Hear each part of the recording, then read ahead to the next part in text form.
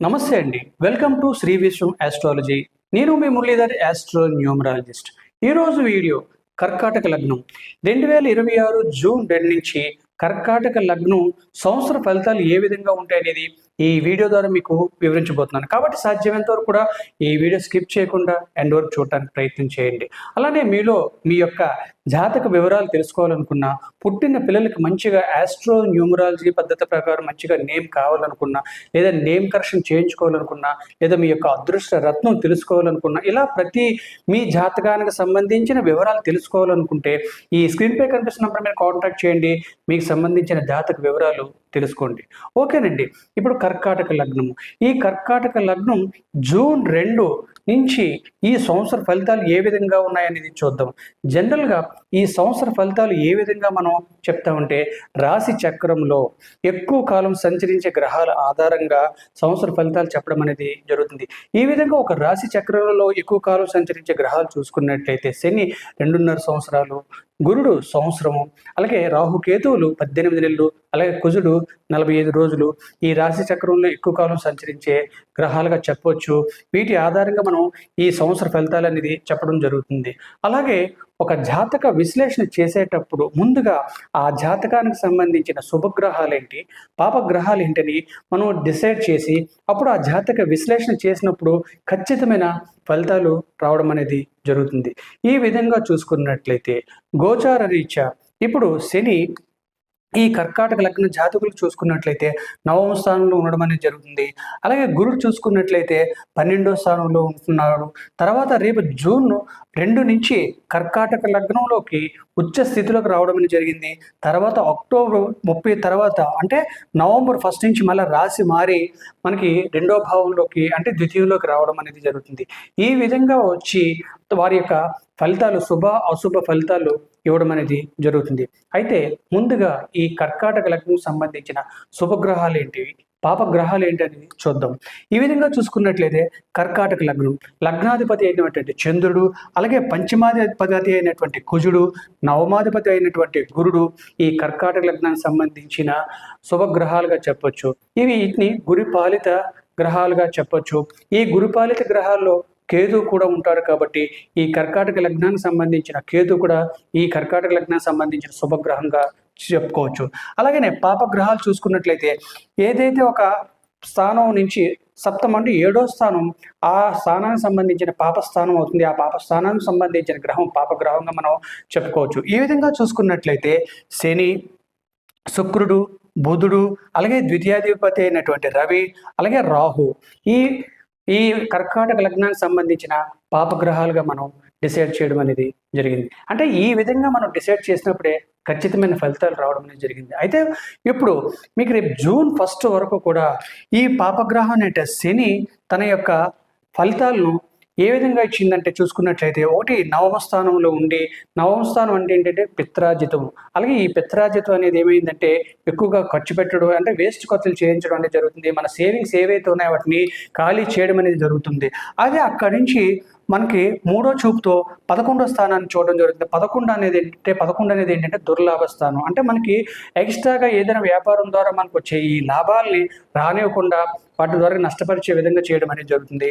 అలాగే తన 7వ చూపుతోటి 7వ చూపుతోటి 3 అనేది ఏంటంటే కనిష్ట సోదరులకు సంబంధించింది, అలాగే ధైర్య ఉత్సాహాలకు సంబంధించింది, అలాగే నీచ ధనార్జనకు సంబంధించింది. ఇవన్నిటినీ కూడా మన జూన్ 1 వరకు కూడా రాకుండా అంటే ఏది చేసినా సరే దానికి అశుభ ఫలితాలు ఇవ్వడం అనేది జరుగుతుంది. అలాగే ముఖ్యంగా చూసుకున్నట్లయితే తన 10వ చూపుతో 6వ భావం అనేది ఏంటంటే శత్రు రుణ రోగ బాధలు. ఈ శత్రు రుణ రోగ బాధలు వల్ల అంటే ఫైనాన్షియల్గా ప్రాబ్లమ్, హెల్త్ ఇష్యూస్, అలాగే ఎవరైనా వడ్డీ వ్యాపారం చేస్తున్నటువంటి వాళ్ళు లేదంటే హెల్త్ ఫీల్డ్లో ఉన్న వాళ్ళందరికీ కూడా మన జూన్ 1 వరకు కూడా కొంచెం ఇబ్బంది పెట్టే విధంగా సూచనలు కనిపిస్తున్నాయని చెప్పుకోవచ్చు. అయితే ఇప్పుడు జూన్ 2 నుంచి గురుడు రాశి మారి కర్కాటక లగ్నంలో ఉచ్చ స్థితిలోకి రావడం అనేది జరిగింది. అంటే ఈ విధంగా ఎప్పుడైతే వచ్చాడో గురుడి యొక్క పక్క చూపులతో 5, 7, 9 పక్క చూపులతో భావాలకి శుభ ఫలితాలు ఇవ్వడం అనేది జరిగింది. ముఖ్యంగా తన 9వ చూపుతో ఈ నవమ స్థానాన్ని శనిని లాక్ చేయడం చేసి శని యొక్క ఫలితాల్ని రేపు అక్టోబర్ 30 వరకు కూడా ఆఫ్ చేయడం అనేది జరిగింది. ఈ విధంగా అక్టోబర్ 30 వరకు ఈ యొక్క ఫలితాలు ఏ విధంగా ఉన్నాయంటే చూద్దాం.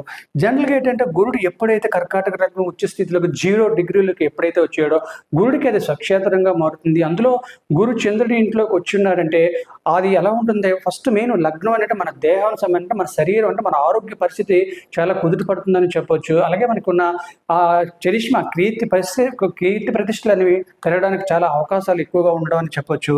అలా అక్కడ తన 5వ చూపుతోటి అక్కడ గురుడు కుజుడు అంటే 5వ స్థానాన్ని చూసి 5వ స్థానం సంబంధించిన కుజగ్రహం అంటే వృశ్చిక లగ్నం సంబంధించిన ఆ ప్లేస్ అంటే కుజుడికి సంబంధించిన కుజుడు ఏంటంటే భూమి కారకుడు. అలాగే పంచమ స్థానం విద్యాస్థానము. ఈ విద్యార్థులు ఎవరైతే చదువుకుంటున్నారో వాళ్ళకి మంచి అవకాశాలు బాగుంటాయని చెప్పొచ్చు. అలాగే సంతానం కోసం ఎవరైతే వేచి చూస్తున్నారో వాళ్ళకి సంతానం కలగడానికి అవకాశం ఉంటుంది. అలాగే వివాహం కోసం ఎవరైతే వేచి చూస్తున్నారో వాళ్ళకి కూడా వివాహం అవడానికి ఛాన్సెస్ ఎక్కువగా కనిపిస్తున్నాయి. అలాగే గ్రామ అధికారం అంటే గ్రామంలో ఎవరైతే అధికారం చలాయిస్తూ ఉన్న వాళ్ళకి మంచిగా ఉంటుందని కూడా మనం చెప్పొచ్చు.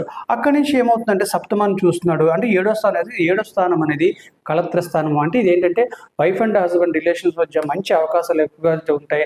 అలాగే వివాహం కోసం వెయిట్ చేస్తున్న వాళ్ళు అంటే పెళ్లి కోసం సంబంధాలు ఎవరైతే చూస్తున్నారో సప్తమాన్ని ఎప్పుడైతే ఈ గురుడు చూడడం అనేది జరుగుతుందో ఈ వివాహం అవటానికి కూడా ఎక్కువగా అవకాశం ఉంటుంది.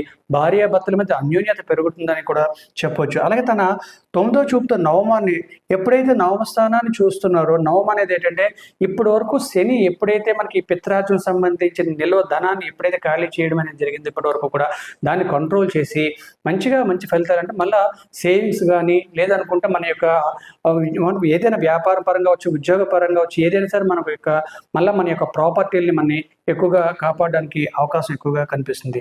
తర్వాత రేపు నవంబర్ 1 నుంచి రాశి మారి ద్వితీయ భావంలోకి ఎప్పుడైతే గురుడు వచ్చున్నాడో అక్కడ ఏమవుతుందంటే శని మళ్ళా ఫ్రీ అవడం అనేది జరుగుతుంది. మళ్ళీ అక్కడి నుంచి శని యొక్క ఫలితాలు అంటే పాప ఫలితాలు కూడా కొనసాగించడం జరుగుతుంది. ఈ విధంగా ఏమవుతుందంటే గురుడు శుభ ఫలితాలు ఇస్తూ శని పాప ఫలితాలు ఇస్తూ మిశ్రమ ఫలితాలు రావడం అనేది జరుగుతుంది. అలాగే ముఖ్యంగా ఎక్కడైతే ద్వితీయ భావంలోకి గురుడు వచ్చున్నాడో అలాగే కేతువుతో ఎప్పుడైతే ఎక్కువ కలిసి ఉన్నాడో ద్వితీయం అనేది ఏంటంటే వాక్ స్థానము అలాగే ధనస్థానము కుటుంబ అన్యోన్యత స్థానము. ఆటోమేటిక్గా వీళ్ళు చేస్తున్న ప్రతి దాంట్లో కూడా ఎక్కువగా లాభాలు రావడానికి ఎక్కువగా అవకాశం ఉంటుంది. అలాగే కీర్తి ప్రతిష్టలు పెరగడానికి ఎక్కువగా అవకాశం ఉంటుంది.